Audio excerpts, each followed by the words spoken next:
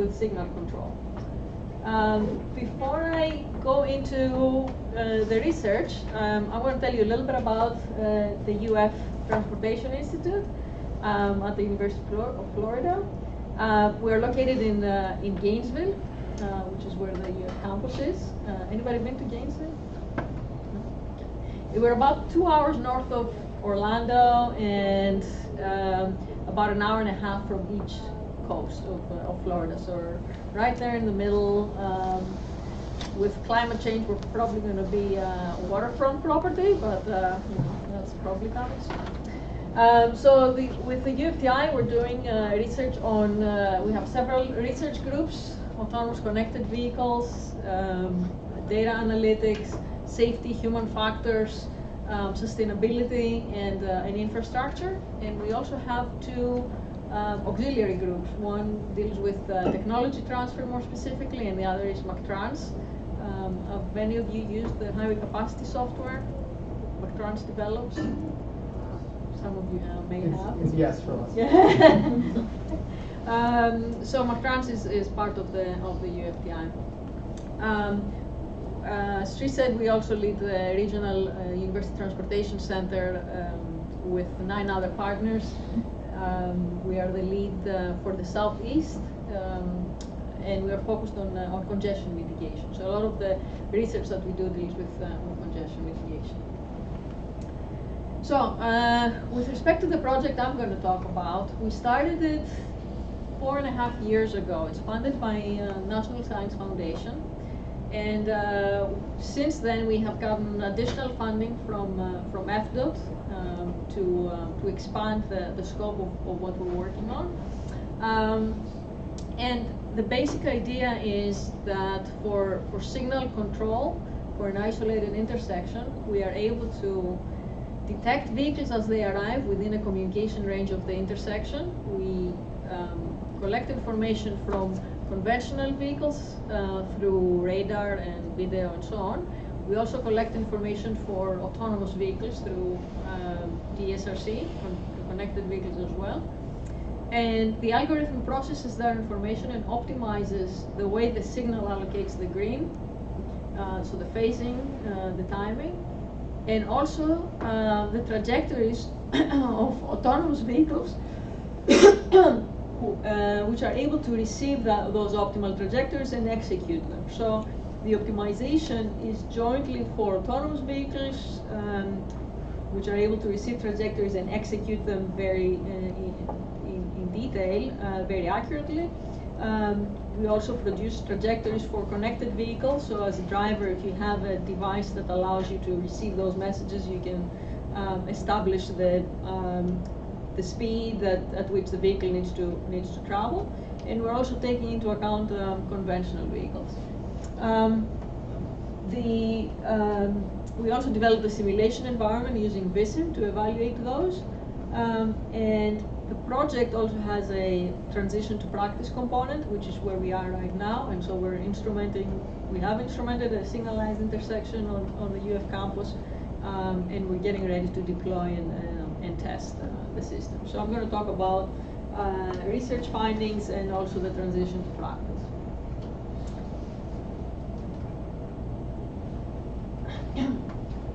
It's quite a large research team. My background, of course, is civil engineering, but we're also working with mechanical engineers, and they're the ones who have the autonomous vehicle technology and computer science. So Carl Crane is the mechanical engineer, and Sanjay Ranka is from computer science. And from computer science, they're dealing with the sensors, sensor fusion. How do we get this information and predict and obtain accurate information about vehicles? And several graduate students from different departments, 3 or 4 of them have already graduated, and a couple of undergrads. We also have, we've been working with ISS. I don't know if you're familiar with the company that developed the otoscope, but they're providing more support from the sensors, radar, video. And I should say also that the Controlite is a partner, and they've donated a controller and are helping us with the signal control. Have any of you, have you been working on autonomous connected vehicle research? Yes, some of you. Okay, No, like so half the room. half the room, they're just shy. You know the capabilities of autonomous and connected vehicles. With autonomous vehicles, you have sensors on the vehicle. You're able to detect where objects are, and when you have connectivity, you're also able to communicate and get additional information with respect to even units of traffic you're not able to see through your sensors. So coupling that with sensor technology gives us a great opportunity to be able to do signal control a little bit better. How many of you have worked on signal control optimization? Actuator control? Some of you? Yes.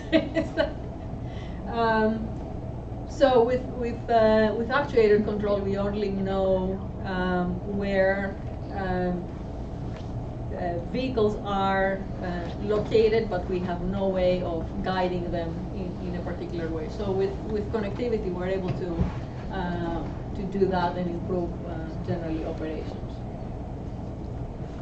So, like I said, the objective is to develop optimization algorithms that take advantage of automation and connectivity, and to develop a simulation environment, so we're able to test the way the algorithm would work under a variety of scenarios, and so prepare then the algorithm for installation in the field.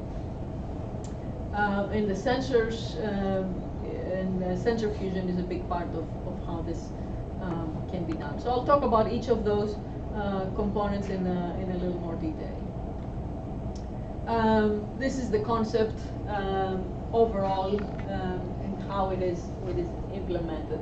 We have vehicles that have the capability to be autonomous and connected, so they have both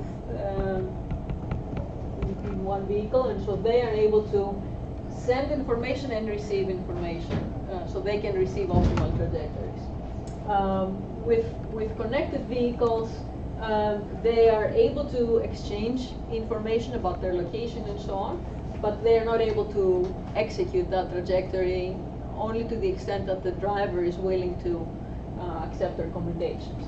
And then with conventional vehicles, we have to have a way to detect them and incorporate that into our algorithm, and we can kind of predict where the vehicle is going to be in the next time period, but we have no control over that. So the information we're collecting is through LiDAR, radar, and video, and DSRC. All that is being fused, and this is where the computer science group has been working on. And so based on the sensor fusion, we're able to get the best estimate of vehicles' location. The information on vehicle arrivals is the input into the algorithm, and the algorithm generates optimal signal timings, which go directly to the controller for implementation, and then optimal trajectories, which are then transmitted to the autonomous vehicles, which can execute accurately, and connected vehicles, which are receive recommendations on what those trajectories would be. And this is the data flow and the information that is provided from one component to the other. Which is, and I'll have to tell you that one of the major challenges in doing this is that you can do this in simulation, but when it comes to actual hardware and software, it's much harder to make sure that all those communications happen, and for example, getting the information from the algorithm into the controller requires several steps in coding to make sure that you that you send the information in a format where it's going to be recognized. A few words on the optimal trajectories. when you have a vehicle arriving, in order to provide an optimal trajectory, you need to know where the vehicle is going to go. And of course, if it's going to turn, you have more constraints in terms of the maximum speed the vehicle will have as it's turning versus if it's going through, where you can maintain a maximum approach speed. So when we first started doing developing the algorithm, we started from a very, very simple two approach intersection, only through movements and complete enumeration for optimization. And you can do that if you only have two movements and you have only two phases. And so that was kind of, it was a challenge even to create that optimal signal control and trajectory information. Then when you have turning movements, you increase the complication, because now you, like I said, you have to have the intent of where the vehicle is going to go, so that the trajectory that you provide is going to be have a maximum speed. And so the way we are setting up the trajectories is in a way where you can have the vehicles departing from the stop bar at the minimum headway and at the maximum speed. Maximum speed would correspond to the particular movement. And in this way, you maximize the throughput. Is everybody familiar with saturation headway? What the saturation headway is? Yes.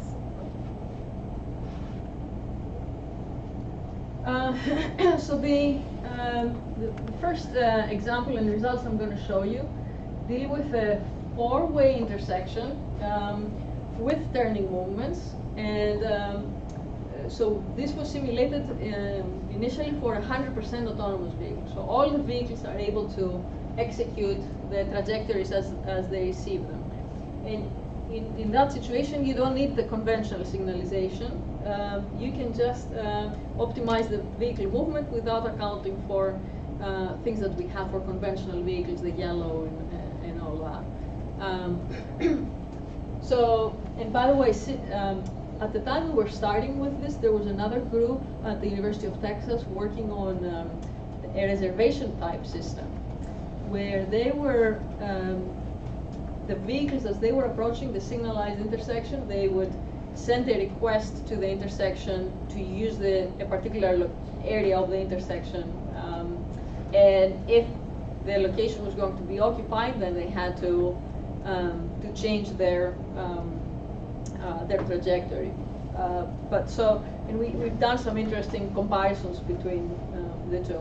The difference in ours is, as I said, we are providing optimal trajectories to the vehicles. Okay. So the overall algorithm in this case, and it was developed, the optimization was based on genetic algorithms, was based on calculating the trajectories of a lead vehicle versus trajectories of following vehicles. And another important concept here is the optimization horizon. So you've seen time-space diagrams, right? Familiar with time-space diagrams? So this, on the horizontal axis here, shows us time, and these are the green, red for that particular approach. This gives us the distance, and so we're optimizing for this interval. We're collecting this information for the first interval, and so based on this information, then we are projecting what the time intervals are, what the signalization is going to look like a certain time later on. And so the way we are we're implementing the optimizations, we have the first stage where we have initial information about arrivals and kind of predicting what's going to happen for that interval, and then we are re-evaluating at this interval and then at this interval and so on. So this is based on the principle that you have already arrival information at some time, where you can project and anticipate what the signal times are going to be at some time in the future. Obviously, the shorter this distance is, the less time you have to change anything in the trajectories. And so I'll come back to that a little later. But that's the idea. And then the departure headways, as you can see, are grouped during the green. And so for a particular set of demands, you can manage so that vehicles don't have to stop. So you are adjusting the trajectories and grouping them so that they can depart within the green.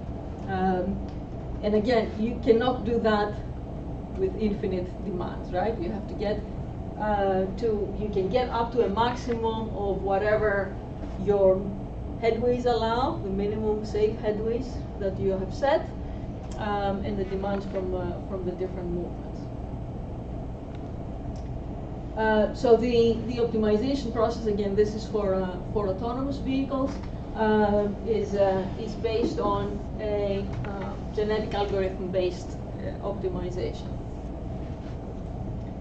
And I'm going to show you some results. Again, keep in mind that this is all 100% autonomy.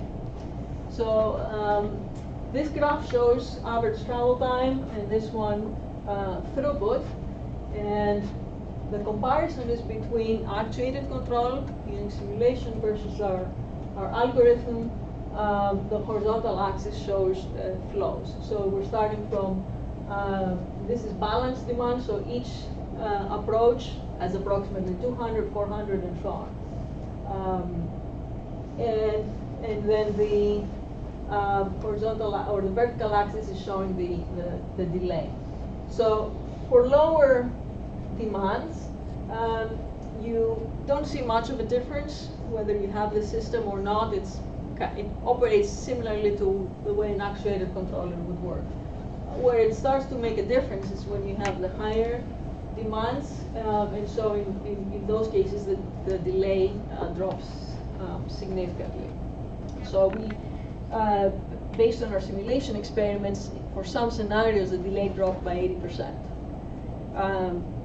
Keep in mind that this means, though it's 100% autonomy, that means no yellow. So you're gaining some from that. Some of it you're gaining from the lost time. So you don't have lost time due to reaction and all that. And similarly for the throughput, again, we're comparing actuated control to our algorithm.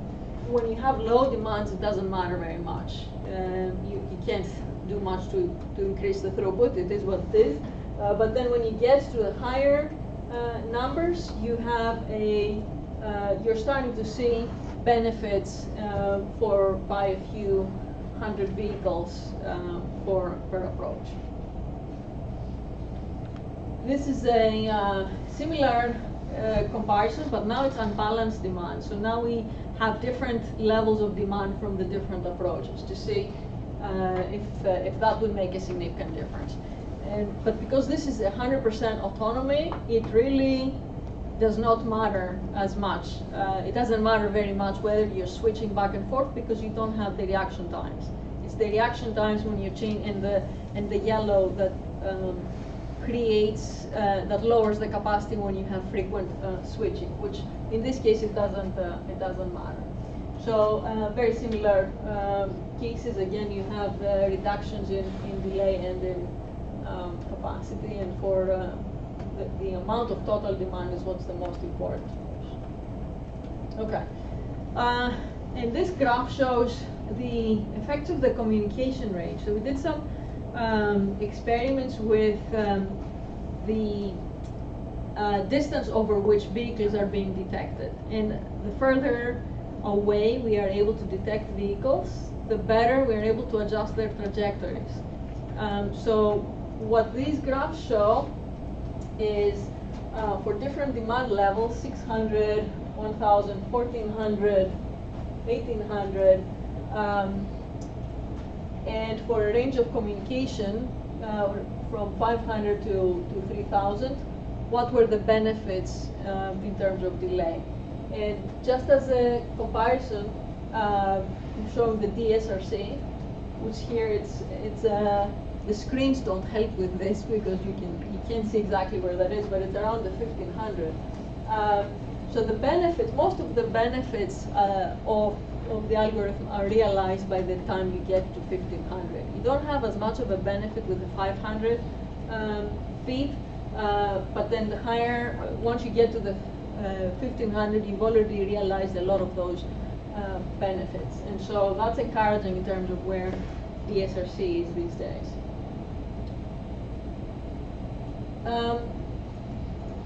Let me talk a little bit about implications for when you install this in the field, because yes, we have big improvements in terms of delay in simulation, but when you want to install this in the field, there are additional complications to be thinking about.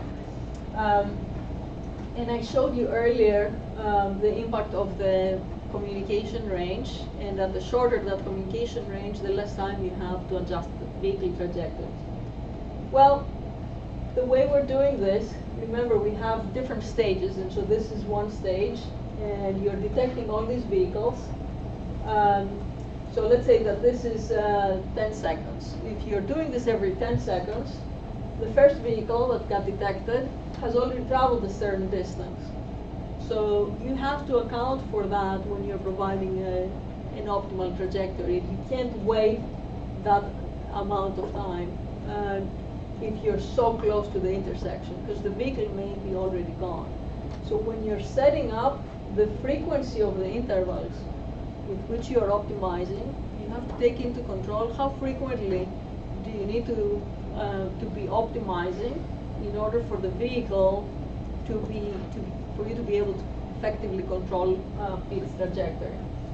And then the other element that's important is the speed, because the higher the speed, the faster the vehicle will get through the intersection. You won't have time to do anything with its trajectory. So we developed a relationship between those three as we were trying to look at how frequently should we be optimizing.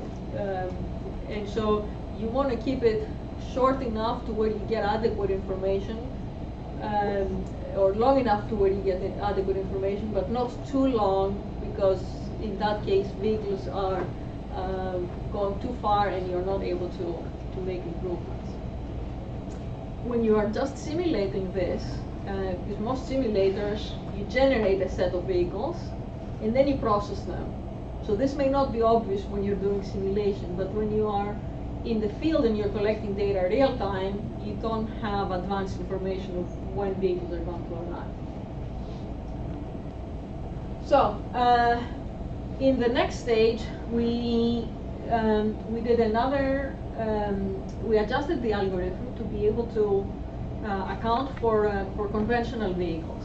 So in this case, if you have conventional vehicles, you have to have signalization the way we have it now. You can still take advantage of autonomous vehicles and connectivity, but now you cannot eliminate the yellow, and you still have some lost time because of vehicles of human drivers. And so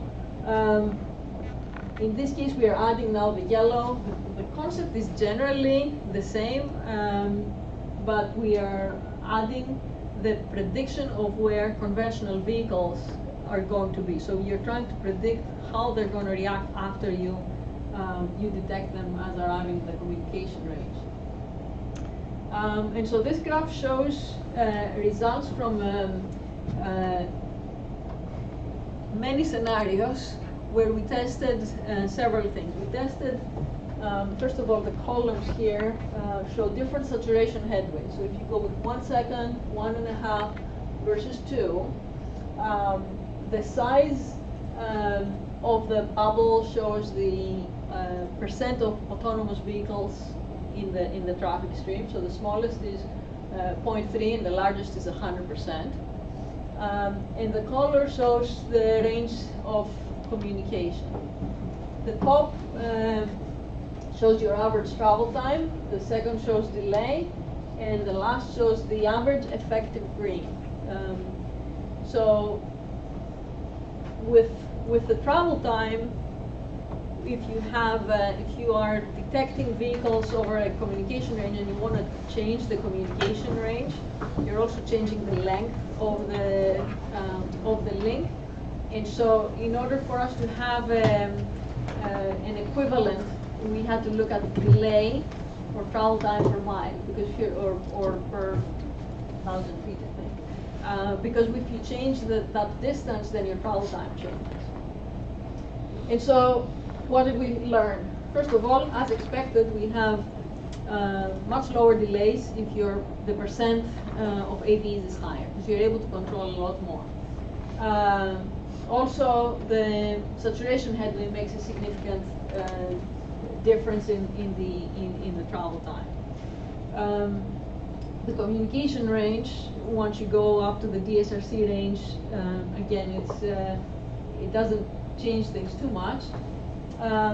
One of the interesting results was that for higher flow rates, you have more frequent changes in the effective green. So the algorithm was changing the phasing too frequently, or more frequently than what actually the control typically does.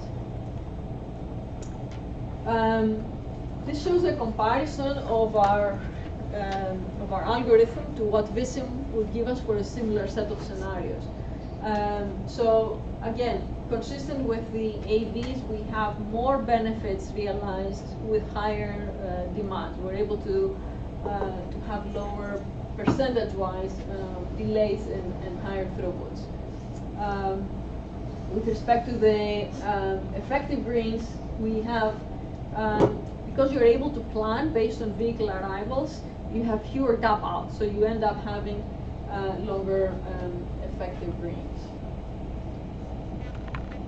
And I'm going to show you one last case study we did with kind of the most recent version of the algorithm, which is what it's doing is it re-optimizes more frequently. It keeps better track of vehicles, so you can handle oversaturated conditions. Because if you optimize it the way we did it initially with full autonomy, you optimize once, you provide the trajectories, and you're done. Well, if you start to have conventional vehicles, you need to take into account what you predicted that they're going to do versus what they actually did. And so we are re-optimizing more frequently based on where vehicles actually are. That creates more complication in that now you have to track those vehicles. So it's not enough to just detect them at the communication range, but now you're looking at tracking them, sending that information back to the algorithm, re-optimizing and readjusting if you need to. But that also allows you to look at much higher demands, because if you only optimize once, you have really high demands, you may have queues, residual queues, which you still need to handle. And as your queues grow, then you need to have a way to keep track of that. And so by us re-optimizing more frequently, we're able to get better results even for higher demand scenarios. So the table here, this is the intersection that we analyzed, and the table here shows percent of autonomous connected vehicles in traffic from 0 to 100, and then the demand, and the table shows the throughput that you're able to get with each of them. So, of course, for low demands, it doesn't matter what the percent is, they're all processed 100%. When you go to the really high demands, 850 volume per vehicles per hour per lane, you have at 0% autonomous vehicles, you can get through 568, but when you get to 100% autonomy, you're getting almost 70 vehicles more through for the same demand.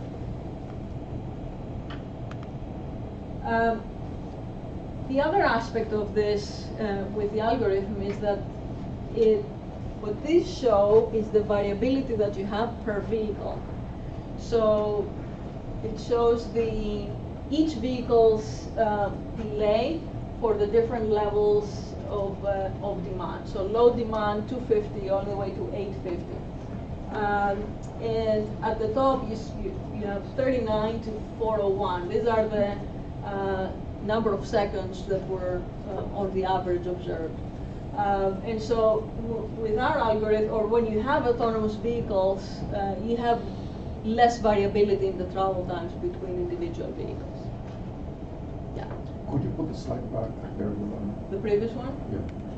So when the throughput is less than the daily demand, what happens to what's not being processed? Where are these vehicles? Oh, they're in queue. They're in So queue. Yeah. How long is the queue?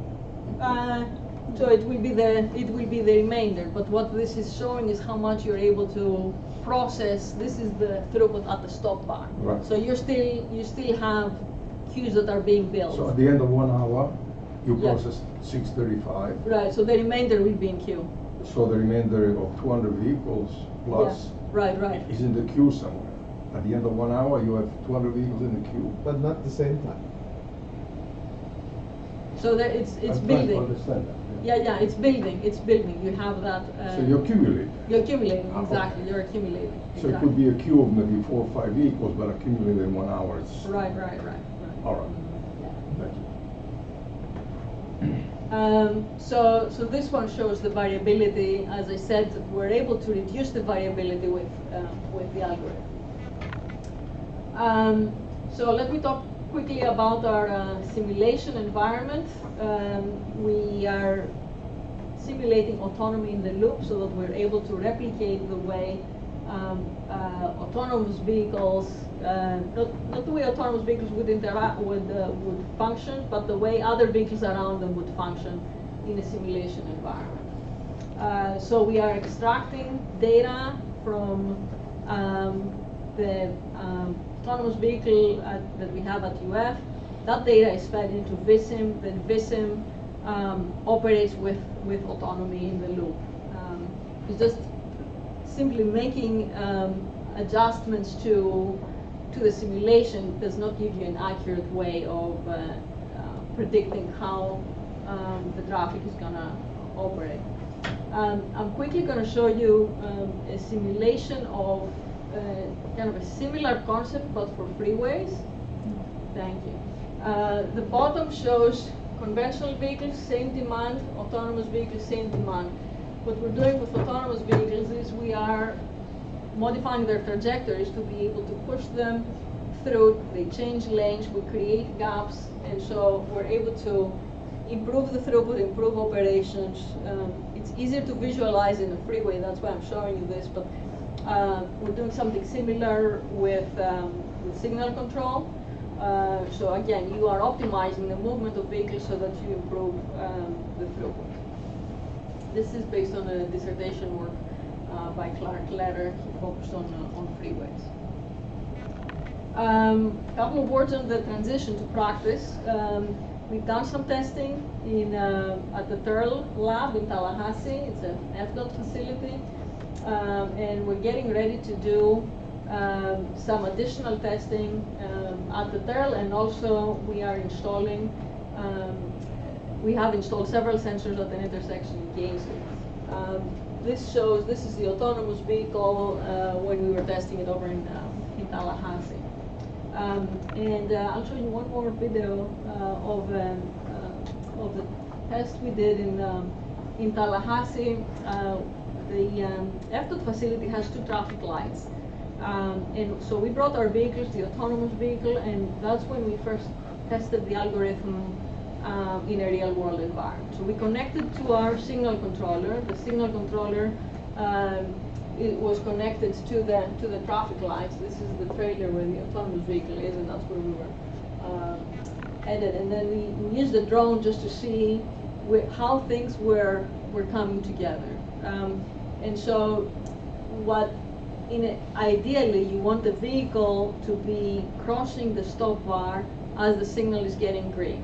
So this is one of our first tests. Some things worked, some things didn't.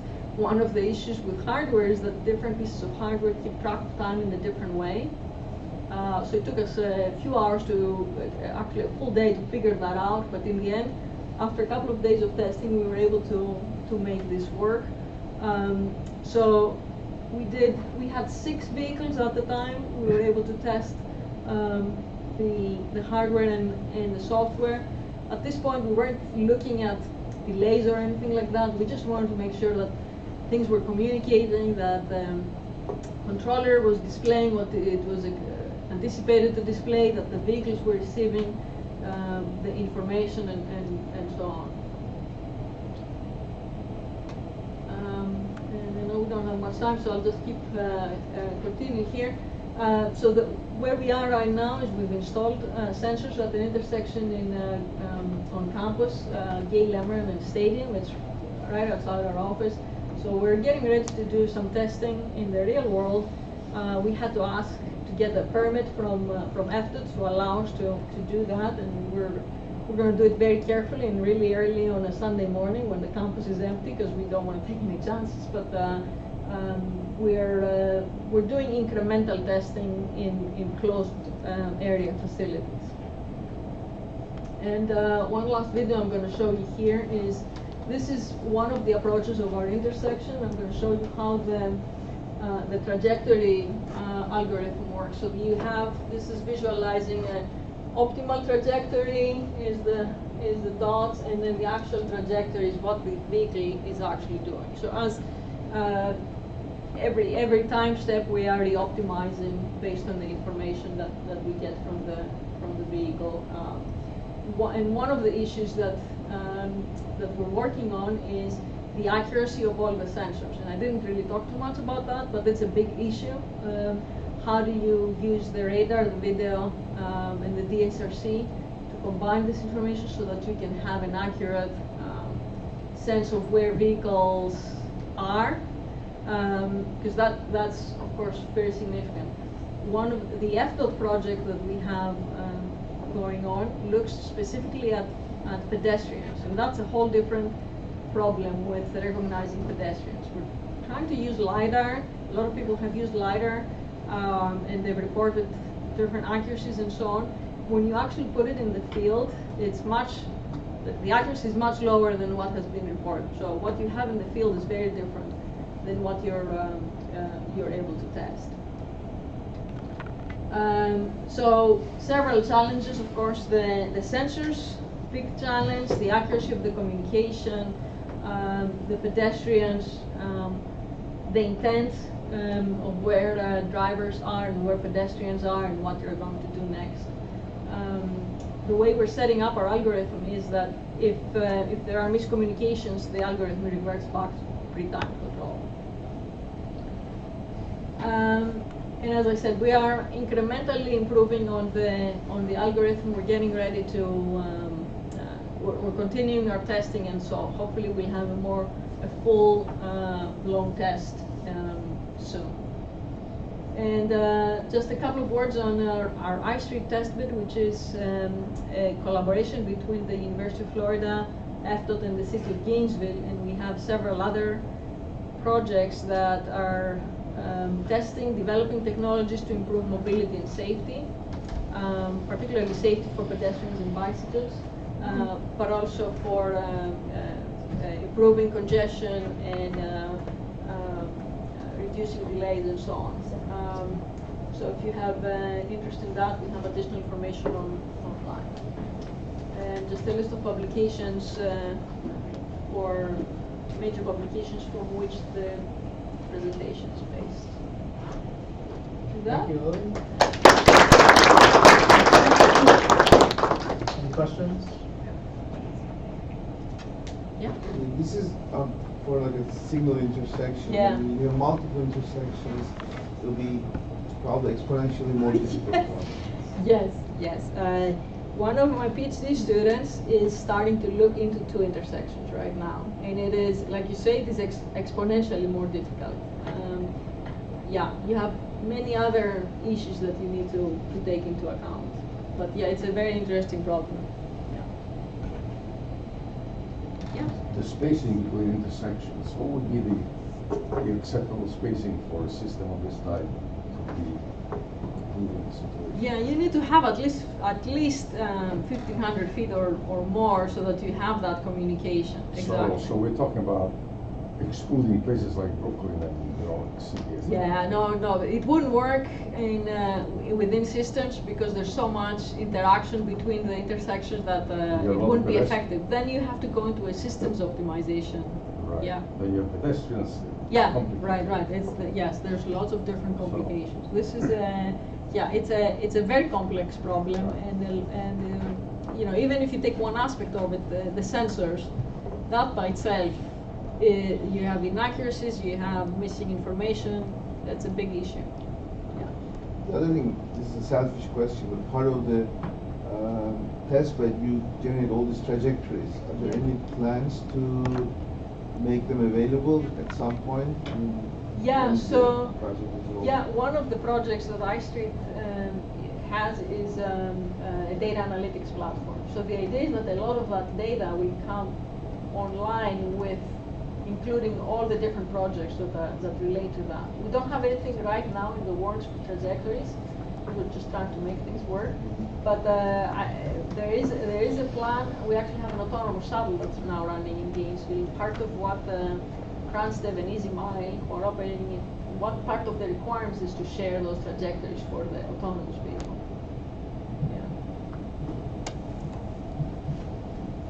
Okay, thank you, Lily, for coming and presenting. Sure. So those of you who are registered for the Women Leaders in Transportation workshop, we invite you to lunch or just around the corner in the